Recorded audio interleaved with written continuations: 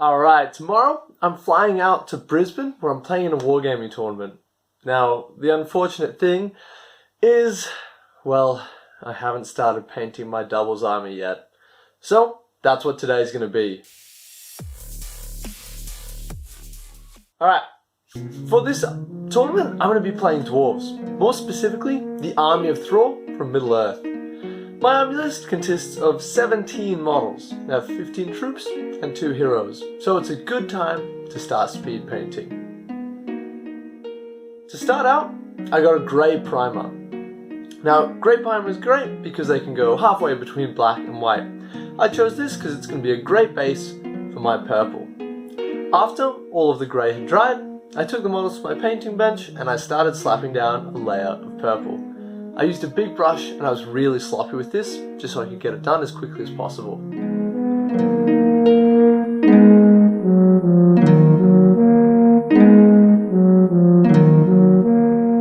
Now, step 2 was starting on the yellow. The real intention behind the yellow was to create a big contrast between the purple. It's going to make the army stand out with a super unique color scheme that captures the eye. You'll notice when I was painting this step, I also got the beards at this stage, but we'll come back to that later. For the cloths around my troops' waists, I chose an off-white colour. I did this mainly because I didn't know what other colour to use, so I just went with it. There was a few other cloths that I hit with black, and then I was ready to move on. Now, almost all my base coats are done, there's just one more, and that's the orange. That's right. All these guys are going to be gingers. Now why did I choose that? Mainly because it's unique and different. You don't see orange that often in mini painting, so it's going to be good to have something that not many other people have. Now, the most fun and easy part of painting came up next, where I started washing. I took a black wash and I did all the purple and a brown wash for the rest, all of the yellow and all of the tan colours. Now, after this wash, the whole army was looking a whole lot better. The problem with washes when you're speed painting is that they take forever to dry.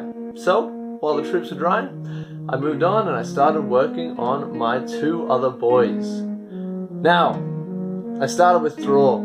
I wanted to keep the whole unique vibe of this project going, so I decided to give him a white tiger cloak, something I had never seen before, so I figured it'd be a good idea.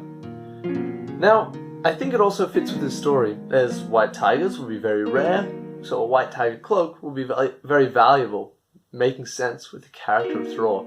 It's a fun little interpretation of a unique color scheme that still fits with his character in the movies. Now, I started this cloak with a base of white, and I did a few thin layers until it was nice and gleaming. The inside of the cloak was done with the same off-white color that I used to paint the troops' cloths. In my endless intelligence, I thought that this would be a good time to accidentally break off Thrall's sword, and because you can never ever break anything twice, I decided I'd glue it back on straight away. Now, you might be able to see here that I struggled like a 12-year-old trying to afford a Space Marine army to open this bottle. Good times. Alright, with the sword back on, I moved on into the yellow. I didn't put it on a palette here because there was just a little bit, and hey, I wanted to get it done quick, so I'm happy to cut some corners. I also put it on Thorin at this point, making sure I did his whole tunic as well as all of his golden pieces. Now, if Thrall's going to wear a white tiger cloak, Thorin needs to be equally as pimpin'. So I decided he's going to get a leopard print coat, and I started slapping some orange down on him. Now, when the orange was done and looking suitably fresh after a coat or 2, I did a few brown details here and there. Just got the straps, as well as the all-important oaken shield, Thorin's iconic shield that he uses in the movies. Now the 2 big daddies are almost done, I slapped on a skin tone, I gave Thrall some suitable gold bling in his beard and on his crown, and we are ready to wash. Now I slapped on a black wash on all of the armor, as well as Thrall's white cloak and Thorin's orange tunic. I followed that up with a brown wash on all the yellow pieces, and I did a sepia wash on the skin. I did all of these almost simultaneously. I didn't wash my brush out in between, I didn't let them dry in between, because it was alright for all of the colours to mix a little bit in between, and it made the process a lot faster. Now, while the leader lads were drying, I jumped back to the troops. I put some of my base colour on a palette, that same purple, and I mixed it with a drop of white. Because this is speed painting, I've decided I'm going to do one layer of very contrasting highlights. So, I added a bit more white than I would normally do. Generally about my third or fourth highlight is what I was starting with today. And I started to focus mainly on the head of the model. That's where the most highlights would be. This is a great speed painting tip that I got from my absolute idol, Scott, the Miniature Maniac. Alright, now by the time all of the Grimhammers were highlighted, the heroes were ready for the same treatment, so I did their purple at the same time. Next up was the yellow. I did the same process where I got the standard base color, put a tiny bit of white, and did all of the weapons normally, just getting the raised parts.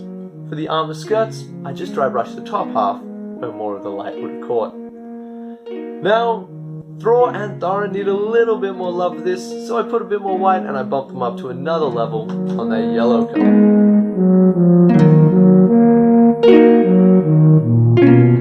Next up, everyone got that off-white highlight, and these guys are really starting to come together.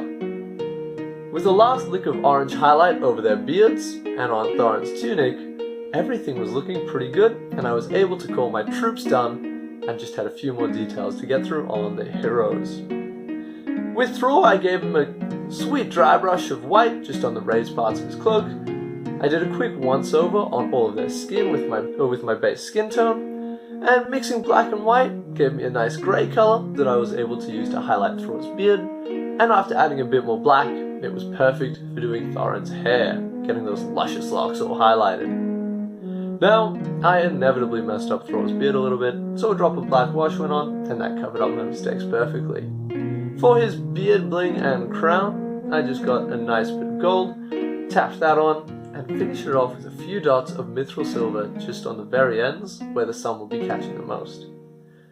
After this, the oaken shield got a nice brown highlight, and I pretended that I knew how to wet blend to finish it off. This is a technique I haven't really used much, so it was fun to do a quick 2-minute, 30-second attempt at it to see how it would go. It's definitely something I'm going to develop a lot more in the future, but probably not when I'm speed painting. Now, the heroes were looking damn good for the time that I put into them, but there was one more super important step to finish them off. But before then, I had to do the eyes, which I forgot. And as you might expect from speed painting, this went terrible.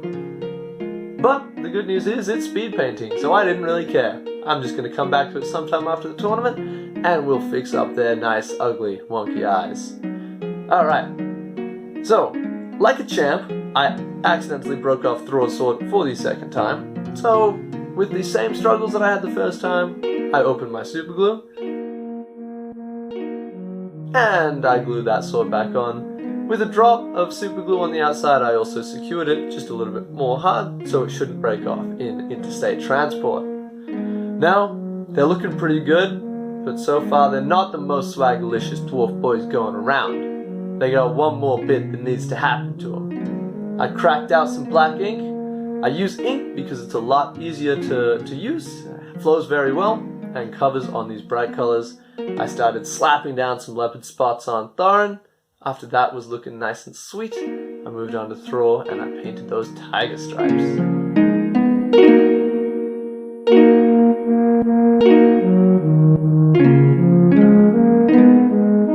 Now this was looking so good in fact that I'm calling this paint job done, and we got one more step to go.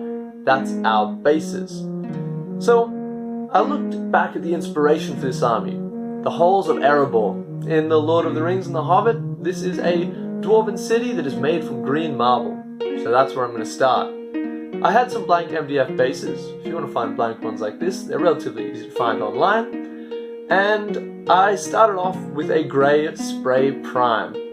Next up, I slapped some dark green on them, and while that was still wet, I took a few different green tones and I mixed it in and blended it so it looked a little bit more natural.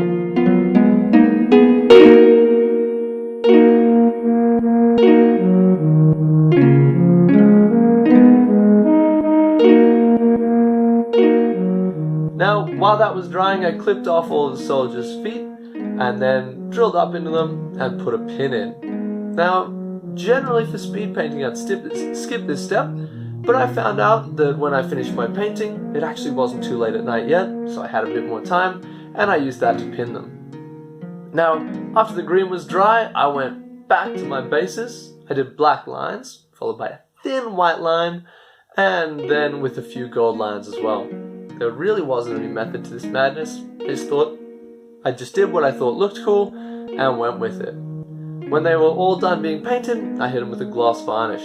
Now, finally, we're at the end of our project. We need to glue down the dwarfs, so all I did with the pin was I'd scratch the base where I wanted them to be, drill into the base, and with a dab of super glue, put them down, and they are done.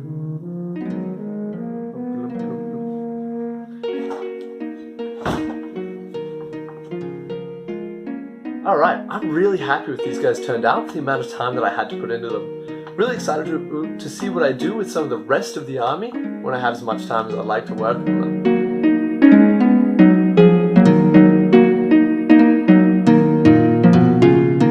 So guys, tell me what I need to be speed painting next, and I'll sort that out. Check out the other videos on the channel, but until then, have a good one. This has been Conquest Creation. Thank you for watching. If you want to support the channel, please like, comment, and subscribe. I also have other socials, an Instagram, a Facebook, as well as a website. Feel free to check them out if you want a sneak peek of some upcoming content. Once again, thank you for watching, and hopefully I'll see you at my next video.